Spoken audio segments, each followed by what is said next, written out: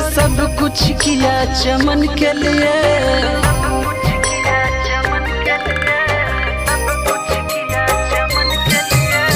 देश भक्त की प्रीत लगी और सब कुछ किया चमन के लिए। ऐ प्रिय अपना प्रीत निभाना देती जान वतन के लिए। ऐ प्रिय अपना प्रीत निभाना देती जान वतन के लिए।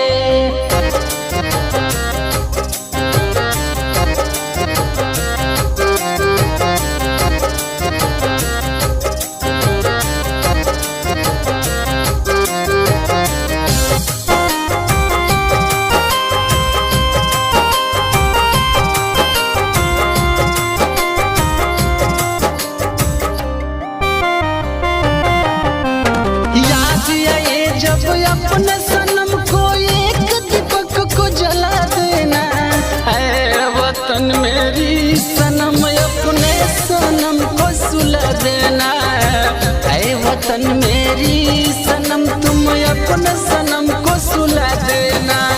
कहेगी दुनिया तुझको सारी नारी जन्मों जन्म के लिए।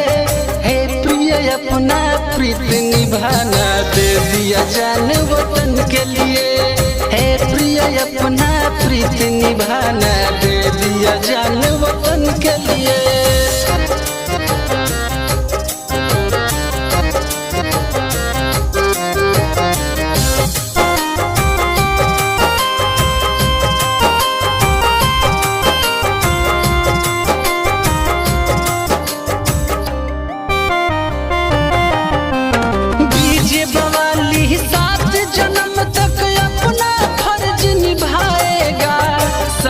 मतलबी गुंजन चंदन देश करा ही गाएगा।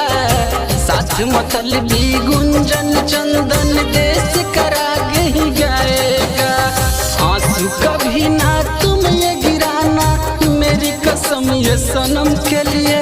है प्रिय अपना प्रीत निभाना दे दिया जान वतन के लिए।